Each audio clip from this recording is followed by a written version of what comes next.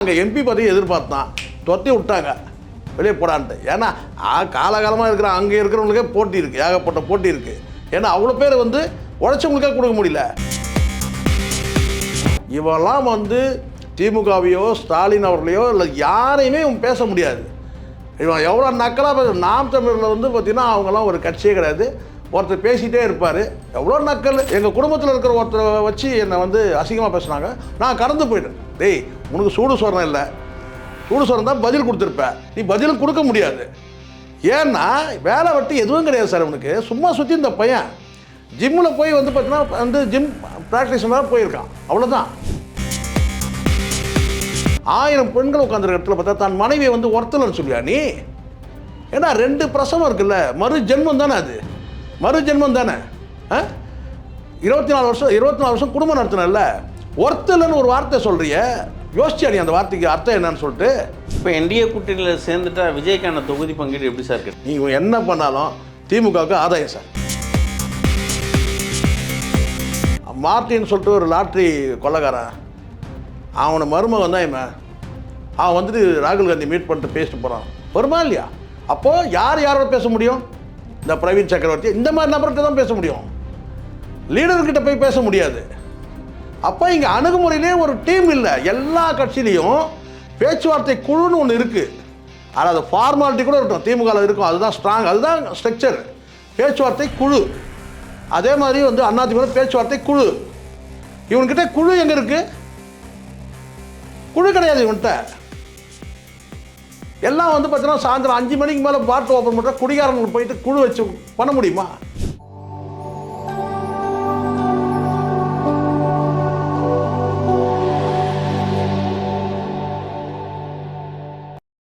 நேயர்களுக்கு வணக்கம். இன்றைய நேர்காணலில் நம்மோடு இணைந்திருக்கிறார் மூத்த ஊடகர் திரு சேகர் அவர்கள்.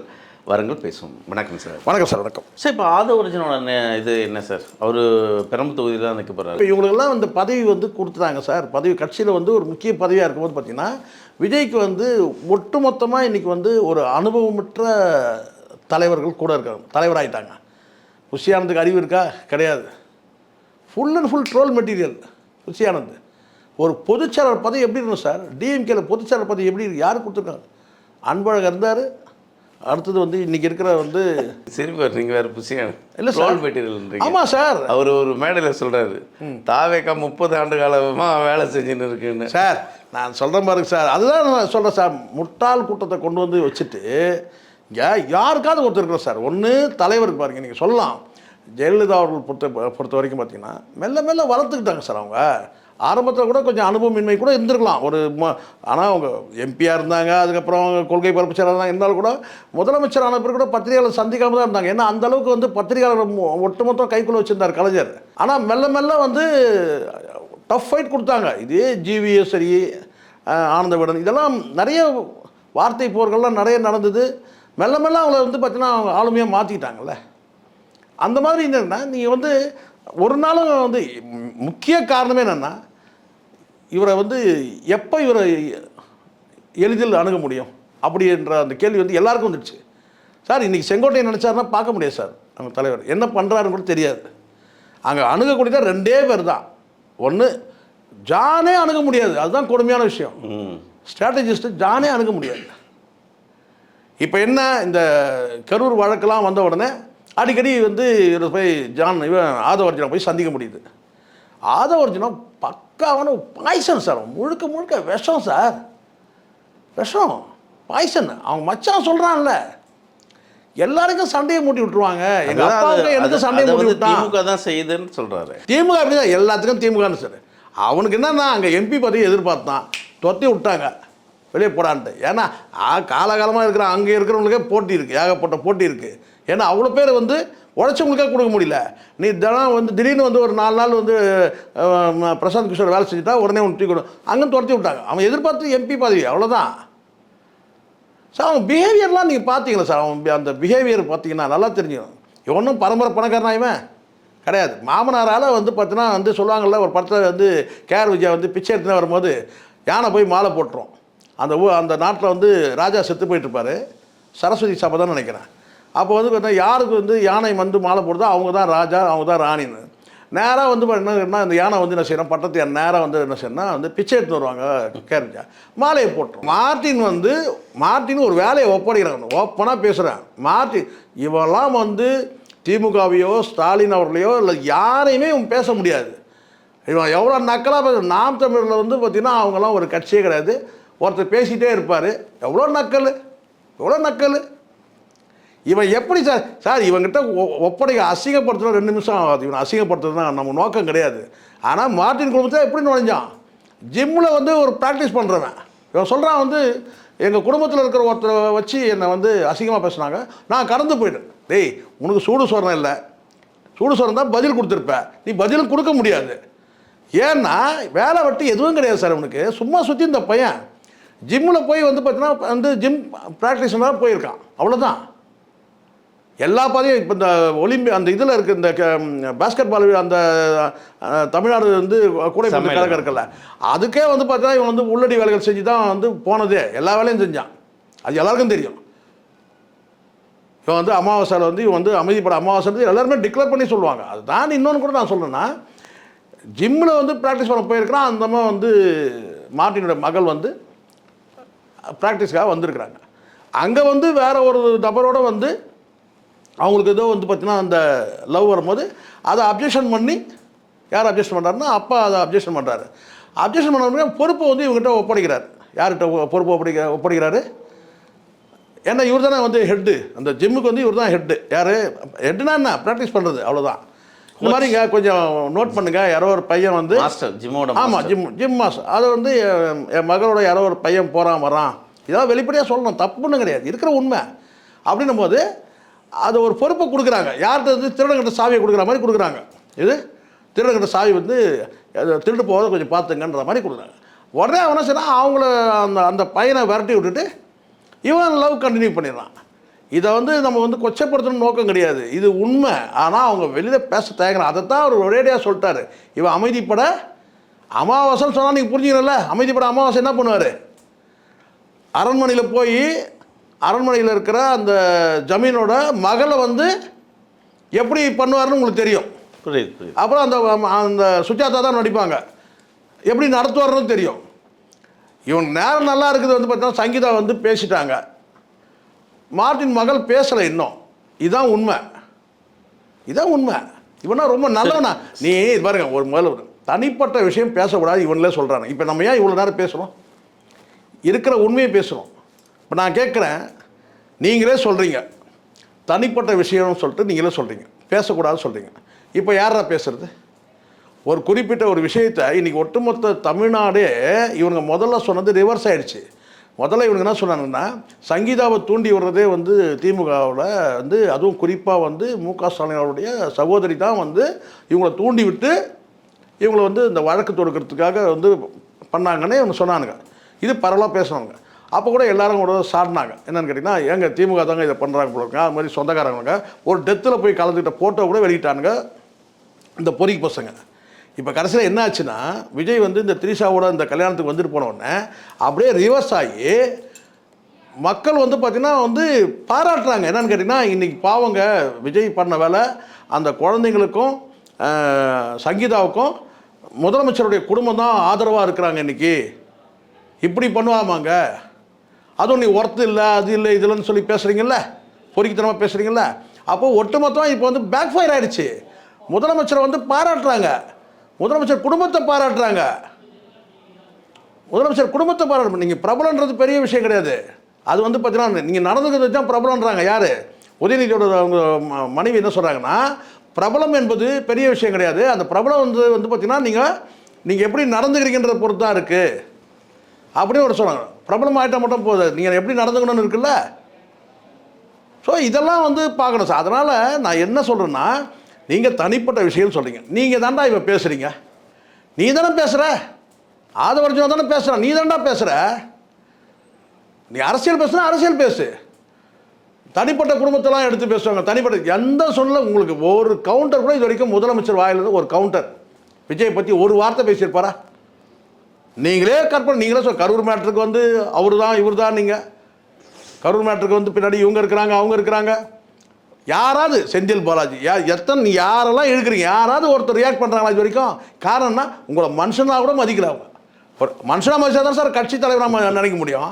சரிங்க, இவங்களை யாரையுமே மனுஷனாக மதிக்கிறது கிடையாது. சரி, இது அவன் பேசுகிறான் பாருங்க, வந்து நக்கீரன் கோபால அவ்வளோ பேசுகிறானுங்க, அந்த லோலாய் மணின்னு ஒருத்தன். நான் என்ன கேட்குறேன், யார் விமர்சனம் பண்ண ஒரு வரைமுறை வேணாடா?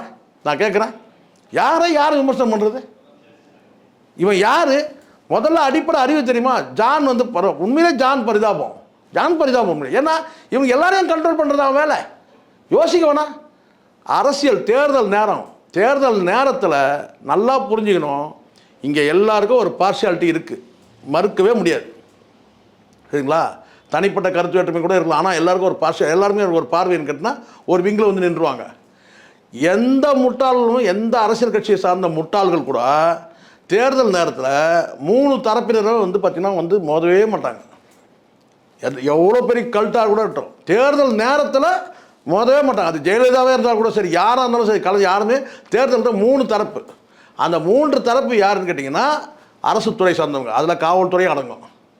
அரசு துறை சார்ந்த அதிகாரிகள்கிட்டையோ அல்லது வந்து பார்த்தீங்கன்னா காவல்துறைகிட்டையோ மோதும். ஏன்னா அவங்க தான் போலிங் பூத்திலே போய் நிற்கிறவங்க. சரிங்களா? அதெல்லாம் அவங்ககிட்ட மோத மாட்டாங்க. 2வது பத்திரிகையாளர்கிட்ட வந்து பார்த்தீங்கன்னா மோதவே மாட்டாங்க. அதுவும் தேர்தல் ஒரு மாதத்தில் வச்சுக்கிட்டு இவனை பேசுகிற பேச்சு இருக்கு பாருங்கள், நக்கீரன் கோபால அவ்வளோ பேசுகிறாங்க, நான் பார்த்து தான் இருக்கிறேன். அதை யாரும் செய்ய மாட்டாங்க. 3வது வந்து பார்த்தீங்கன்னா இந்த சோஷியல் வெல்ஃபேர் அந்த ஆர்கனைசேஷன்லாம் இருக்கும் லோக்கலில், அவங்ககிட்ட எந்த பகைமையும் ஏற்படுத்திக்க மாட்டாங்க, இன்னும் சொல்லப்போனால் நட்பாக்கிப்பாங்க. இப்படி இந்த 3 தரப்பினர்கிட்ட வந்து பார்த்தீங்கன்னா ஒருபோதும் நீ எவ்வளோ பெரிய ஆளுங்க, எவ்வளோ ஸ்ட்ராங்காக இருக்கு எனக்கு ஓட்டு, நான் பெரிய கல்ட்டு நான் அப்படின்னு சொன்னால் கூட இந்த 3 தரப்பினர்கிட்ட மோதவே மாட்டாங்க. ஆனால் இவனுக்கு பார்த்தீங்கன்னா இந்த 3 தரப்பினர்கிட்டையும் மோதி நிற்கிறான் தொடர்ச்சியா. நாளைக்கு தேர்தலில் கூட இன்றைக்கி சண்டை போடுவானு பொழுது. அப்போ இவனுக்கு என்ன? நீங்கள் எப்படி இருந்தாலும் வந்து இங்கே திமுக அரசு, காவல்துறையிலிருந்து திமுக அரசோட நேரடி பார்வையில் என்ன சொல்லப்போனால் அவங்க உத்தரவு கீழே இயங்கிறது தானே, இது எல்லாருக்கும் தெரிஞ்சது தானே. நீங்கள் வந்து பார்த்தீங்கன்னா நீங்கள் என்ன செய்யணும், எந்த இடத்துல யார் அரசியல் ரீதியாக நீங்கள் மாற்று கருத்துக்களை வைங்க, அதிகாரிகள்கிட்ட நீங்கள் ஏன் சாடுறீங்க? நாளைக்கு நீங்கள் வந்தால் தாண்டா உங்களுக்கு வந்து பார்த்தீங்கன்னா சேவகம் பண்ணுவாங்க அரசு துறை சார்ந்தவங்க. அன்றைக்கி வந்து பார்த்தீங்கன்னா இல்லைங்க நீங்கள் வந்து நாளைக்கு நீங்களே ரூலிங் வந்தாலும் அதான் நடக்கும். அப்போது பக்குவம் இல்லை, அறிவு இல்லை, அனுபவம் இல்லை, எதுவுமே இல்லாமல் அவனை நாசமாக்குறது முடிவு பண்ண. அவனுக்கு இதை விட மோசமாக இருக்கும் யார்? விஜய். ஏன்னா அறிவு இருந்தாக்கா வந்து பார்த்தீங்கன்னா இந்த மாதிரி ஒரு குற்றச்சாட்டு வந்து வரும்போது நீ வந்து ஜோடி போட்டுன்னு வருவியா? நீ அதாண்டி ஒர்த்து இல்லைன்னு சொல்லியா? நீ ஒரு 1000 பெண்கள் உட்கார்ந்துருக்கிற இடத்துல 1000 பெண்கள் உட்காந்துருக்க இடத்துல பார்த்தா தன் மனைவியை வந்து ஒருத்தலன்னு சொல்லியா நீ? ஏன்னா 2 பிரசவம் இருக்குல்ல, மறு ஜென்மம் தானே, அது மறு ஜென்மம் தானே. 24 வருஷம் குடும்பம் நடத்தினல்ல, ஒருத்தலன்னு ஒரு வார்த்தை சொல்றிய, யோசிச்சியா நீ அந்த வார்த்தைக்கு அர்த்தம் என்னன்னு சொல்லிட்டு? தப்பு இல்லையா அது? எல்லாத்தையும் நீங்கள் பண்ணிட்டு திமுக திமுக திமுக திமுகன்றீங்க. கடைசியாக நீங்கள் என்ன சொல்ல போகிறீங்க? திமுக அரசை வீழ்த்துவதற்காக, திமுக அரசை வீட்டுக்கு அனுப்புவதற்காக நாங்கள் மோடிஜி காலை போய் நக்கிறோன்னு சொல்ல போகிறீங்க. கடைசியாக அதான் நடக்க போகுது. இப்போ என்டிஏ கூட்டணியில் சேர்ந்துட்டா விஜய்க்கான தொகுதி பங்கீடு எப்படி சார் கிடைக்கும்? சார் எடப்பாடி எப்படி கொடுக்கும் சார்? என்ன வேணால் பண்ணிட்டேன் சார், நான் சொல்கிறேன் சார், நீங்கள் என்ன பண்ணாலும் திமுகவுக்கு ஆதாயம் சார். இனி எந்த காய் நகர்த்தினாலும் நல்லா புரிஞ்சுங்க, நான் சொல்கிறது கேட்டுங்க, ஏதோ ஒரு பார்ஷியாலிட்டியில் பேசுகிறேன். நீங்கள் எந்த காய் நகர்த்தினாலும் திமுகவுக்கு ஆதாயம். நீங்கள் பிஜேபியில் போய் இணைஞ்சிங்கன்னா உங்ககிட்ட விஜய், இந்த ஜோசப் விஜய்ன்றதுக்காக உறவாடுறான் பாருங்க, அவ்வளோதான். மொத்த பேர் கேட்டணும், கிறிஸ்டியானிட்டி ஓட்டு அப்படியே லம்சமாக போயிடும் டிஎம்கேக்கு. இப்போயாவது நீங்கள் சொல்லலாம், நான் 6% வாங்கிறேன், ஒரு 18% வந்து முஸ்லீம்கள் ஓட்டு போனால் கூட நான் ஒரு 12% நான் ஒரு 8% வாங்கிடுவேன், 7% வாங்கினோம்லாம். நீங்கள் பிஜேபியோட போய் சேர்ந்தீங்கன்னா டோட்டலாக வந்து பார்த்தீங்கன்னா கிறிஸ்டியானிட்டி அந்த 18% அந்த மைனாரிட்டி ஓட்டு இருக்கு பாருங்க, அப்படியே டிஎம்கேக்கு போயிடும். எப்படி இருந்தாலும் திமுக எல்லாம் இதுதான் சார் ராஜதந்திரன்றது. இதுதான் ராஜதந்திரம். கலைஞர் பண்ணாத ராஜதந்திரம் ஸ்டாலின் பண்ணுறாரு. இதுதான் உண்மை. ஒத்துக்கிறதுக்கு உங்கள் மனசா? நீங்கள் ஒத்துக்கிட்டா என்ன, ஒத்துக்கலாம் என்னடா? இதுதான் உண்மை. ஒட்டுமொத்தமாக இன்றைக்கி நீங்கள் ஏதோ இங்கே ஒரு சம்பவம் நடக்குது, அங்கே ஒரு சம்பவம் நடக்குது, அதெல்லாம் கிடையாது சார். அவரை பேசுகிறான் வந்து ரங்கராஜ் பாண்டே, 28 லாக்அப் டெத் நடந்திருக்கு, நீங்கள் இதை பற்றி ஒரு அரசியல் பண்ண வேணாமா கேட்குறான். என்னாலும் இதை வந்து மக்கள்கிட்ட கொண்டு போயிடுறான். ஒரு விஷயம் நல்லா தெரிஞ்சுங்களா சார், ப்ராக்டிக்கலாக வந்து நம்ம பேச போனீங்கன்னா திமுக ஆட்சியிலையும் சரி, அதிமுக ஆட்சியும் சரி இந்த லாக்அப் டெத்துகள் தொடர்ந்து நடக்குது. அது நான் ஆதரிக்கலை, நடக்குது. சரி, அப்படியே வேறு ஸ்டேட்டுக்கு போங்க, அப்படியே வேறு ஸ்டேட்டுக்கு போங்க, லாக்அப் டெத் நடக்கலையா? எல்லா இடத்துலையும் லாக்அப். இதை நம்ம நியாயப்படுத்தலை. ஆனால் நீ இதை வச்சு யார் அப்படி கிடையாது. இதை வச்செல்லாம் அரசியல் பண்ண முடியாது. திமுக ஆட்சி வந்து முற்றிலுமாக அகற்றப்படணும் அப்படின்னு சொன்னால் இந்த ஆட்சி குறித்து மிகப்பெரிய பிரளயம் ஏற்படும். ஏதாவது பெரிய பெரிய ஊழல் பண்ணிட்டாருங்க, பெரிய வந்து பார்த்தீங்கன்னா வந்து இந்த தூத்துக்குடி சம்பவம் இருக்குது பாருங்கள், அந்த மாதிரி ஒன்று சொன்னால் கூட அது கூட பார்த்தீங்கன்னா சில மாவட்டங்கள் தான் பாதிக்கும். அப்படி பார்த்தா வந்து பார்த்தீங்கன்னா அதிமுக மன்னகவீரணும் மொத்தமாக கிடையாது. அப்போது நீங்கள் சொல்கிற மாதிரி இந்த பாண்டிய சொல்கிறான் 200 சீட்டு வின் பண்ணுவாங்க. யார் டிவிக்கே போய் வந்து என்டிஏல சேர்ந்துட்டா 200 சீட்டு வின் பண்ணுவாங்க. இவங்க 34. ஏன்பா மொத்தமே சொல்லு, பார்வை பாருங்க. 234 சீட்டில் வந்து பார்த்தீங்கன்னா 200 சீட்டு வின் பண்ணுறாங்க, ஃபுல் ஸ்வீப் பண்ணுறாங்க. எப்படி? அன்ப்ரூவ்டு தானே சார், ஏற்கனவே இருந்த ப்ரூவ் ஆனது. அன்ப்ரூவ்டு என்ன கால்குலேஷன் எப்படி ஆயிரும்? அப்போ சரி, அப்போ ரைட்டு, விஜய் வந்து போனால் 200 சீட் வேணும். அப்போ விஜய் போகலன்னா எத்தனை சீட் வின் பண்ணும்? அது சொல்லணும்ல நீ, அது சொல்லணுமா இல்லையா சார்? விஜய் போனார்னா டிவிக்கே போனால் வந்து என்டிஏட போனால் 200 சீட் வின் பண்ணும் ரங்கராஜ் பாண்டே. அப்படியே அந்த மூளையை கொஞ்சம் இன்னும் கொஞ்சம் நல்லா நல்லா கசக்கி என்டிஏல வந்து டிவிக்கே போகலன்னா எத்தனை சீட் வின் பண்ணுவாங்க சொல்லு, சொல்லல. ஸோ இதெல்லாம் வந்து ஒரு ஜோதிடர் மாதிரி பேசக்கூடாது. ஒரு அரசியல்வாதி, ஒரு பத்திரிகையாளர்னா பத்திரிகையில் பேசணும். ஜோசியம் பார்க்குற மாதிரி இந்த கிளி ஜோசியம் பார்க்குற மாதிரிலாம் பார்க்கக்கூடாது, பேசக்கூடாது. அப்போ நான் சொல்கிறேன், என்னுடைய பார்வையில் நான் சொல்கிறேன், மொத்தமாக ஸ்வீப் பண்ணிடுவாங்களாம் நான் சொல்லவே இல்லை. அடுத்தது திமுக ஆட்சி. காரணம் என்னென்னா விஜய் அங்கே போனால் வந்து திமுக ஆட்சி சரி போகலனாலும் அதனால தான் நான் சொன்னேன், எப்படி பார்த்தாலும் எல்லாமே சாதகம். நீங்கள் விஜய் இனிமேல் வந்து பார்த்தீங்கன்னா அந்த டிவிக்கே பொறுத்த வரைக்கும் இந்த அரசியல் வியூகத்தில் நீங்கள் எந்த பக்கம் போனாலும் தனித்து நின்னாலும் சரி, இல்லை நீங்கள் வந்து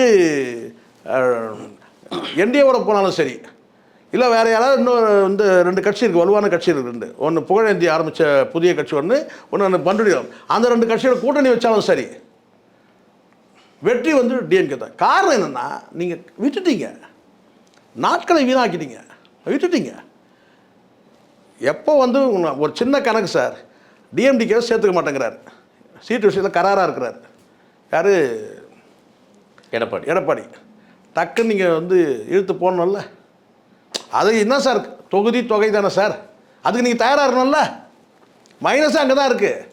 அவங்க தொகுதி தொகை வாங்குற வந்து கட்சி. அப்போ நீங்கள் கூட்டணி நீங்கள் அமைக்கிறேன்னா நீங்கள் வந்து அதுக்கு நீங்கள் தயாராக இருக்கணும் இல்லையா?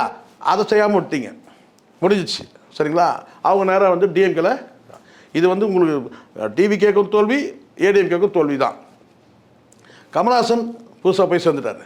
இன்னும் சில உதிரி கட்சிகள் இருக்குது, அது கூட்டணி மொத்தமாக டிக்ளேர் ஆகும்போது தெரியும் பாருங்கள். இந்த ஒரு சீட்டு கட்சிகள் வாங்குறவங்க இருக்காங்க.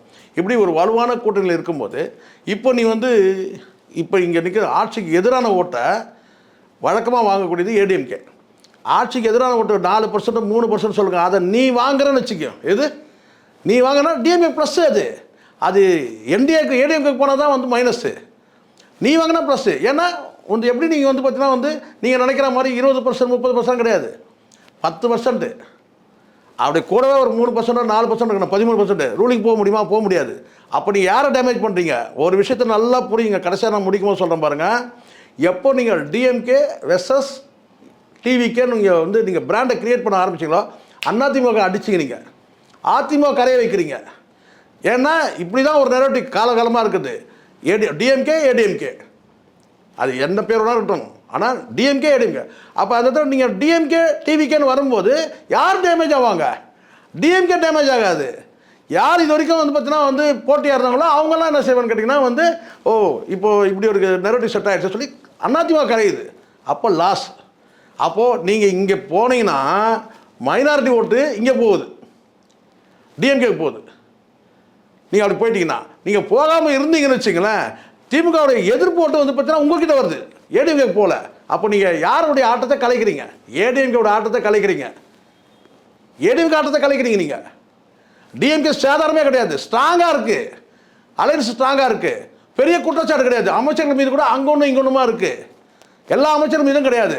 முதலமைச்சர் மீது ஒரு பார்வை இருக்குது, தமிழ்நாட்டை ஒரு வழிகாட்டக்கூடியது. இப்போ எப்படி மோடி மேலே வந்து இப்போ ஏன் காங்கிரஸ் அடி வாங்கிட்டு இருக்கு? மோடின்ற பிம்பம் வந்து உலக அளவில் வந்து பார்த்தீங்கன்னா ஒரு பெரிய பிம்பமாக ஆயிடுச்சு. அப்போ ஒரு நாட்டை வழிகாட்டக்கூடிய தலைவராக அந்த அந்த பிராண்டாக நிற்கிறாரு. அதே மாதிரி தமிழ்நாட்டை பொறுத்த வரைக்கும் எடப்பாடி பிராண்டா ஸ்டாலின் பிராண்டா? ஸ்டாலின் தான் பிராண்டு. விஜய் சொல்லலாம், விஜய் நடிகனாக இருக்கலாம், விஜய் சினிமாவில் பிராண்டாக இருக்கலாம், நீங்கள் சினிமாவில் நீங்கள் பெரிய பிராண்டாக இருக்கலாம். ஆனால் இந்த இடத்துல நீங்கள் ஏன் இப்படி கூட எடுத்துங்க, விஜய் பிராண்டா அரசியலே கூட நீங்கள் எடுத்துங்களேன், விஜய் பிராண்டா உதயநிதி பிராண்டா அப்படின்னு கூட எடுத்துங்க. உதயநிதி தான் பிராண்டு. காரணம் கேட்டால் ஸ்ட்ராங்கான பார்ட்டி கட்டமைப்போட ஒரு கட்சி இருக்குது, இது உண்மை. இது அதை தாண்டி ஸ்டாலின் இருக்கிறாரு.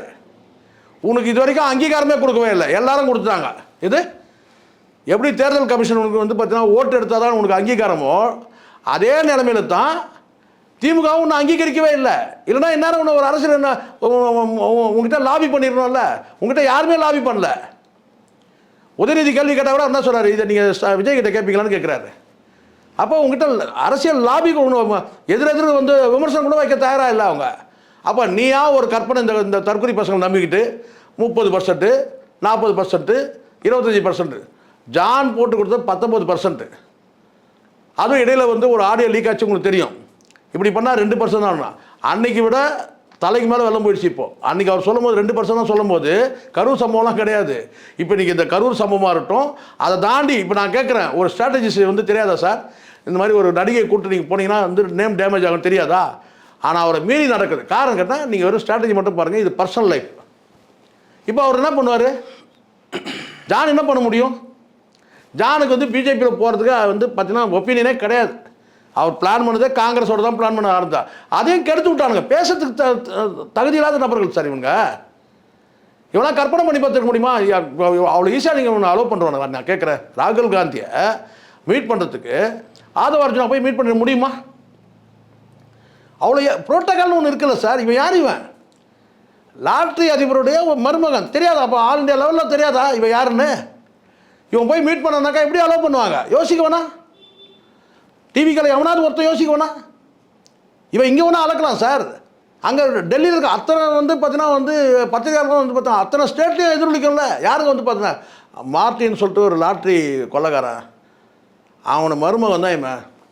அவன் வந்துட்டு ராகுல் காந்தி மீட் பண்ணிட்டு பேசிட்டு போகிறான். வருமா இல்லையா? அப்போது யாரோட பேச முடியும்? இந்த பிரவீன் சக்கரவர்த்தி இந்த மாதிரி நபர்கிட்ட தான் பேச முடியும், லீடர்கிட்ட போய் பேச முடியாது.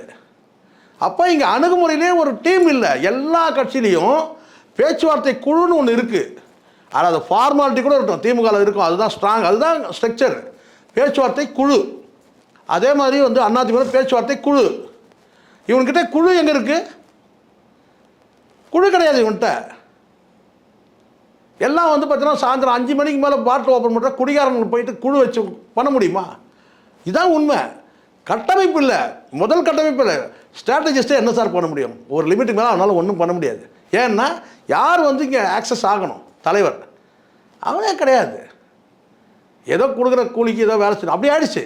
உண்மையிலே வந்து நல்ல ஸ்ட்ராட்டஜிஸ்ட் தான், நான் மறுக்கவே மாட்டேன். நான் என்றைக்கும் ஒரே வார்த்தை தான், ஜான்கிட்ட தெரியும். ஜானோட வந்து பார்த்தீங்கன்னா ஜானுடைய அறிவுக்கு வந்து பார்த்தீங்கன்னா ஜான் சொல்கிறத கேட்டிருந்தாலே போதும், கூட்டணியே யாரும் தேவையில்லை.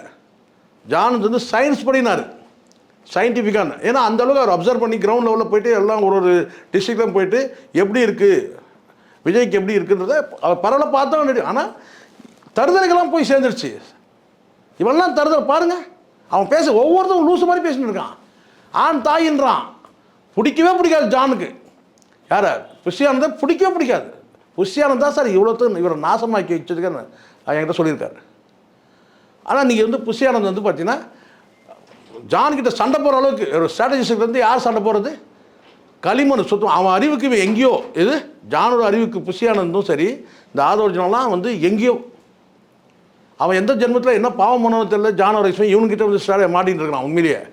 ஏன்னா அந்த மாதிரி இவன் பேசுறது மூளையே கிடையாது. மூளையே இல்லாத அவன்கிட்ட போய் அவன் எவ்வளோ பெரிய அறிவாளி சார். அவன் ஒன்றும் இல்லாத பிராண்டை கிரியேட் பண்ண அப்படி இந்த அளவுக்கு பண்ணதே அவன் தான். ஆனால் உள்ளே ஒன்று நுழைஞ்சானுங்க. என்னைக்கு உள்ளே நுழைஞ்சான்ல அந்த கரூர் இன்சிடென்ட். ஆனால் இவன் என்ன சொன்னால் திமுக. அவன் மைண்ட் செட்டுக்கு ஏற்ற மாதிரி, விஜயோட மைண்ட் செட்டுக்கு ஏற்ற மாதிரி இது திமுக தான் காரணம், திமுக தான். உங்கள் அணுகுமுறையே தவறு. தொடர்ந்து பேசுவோம் சார். உங்கள் நேரத்தை உங்களுக்கு மிக்க நன்றி சார்.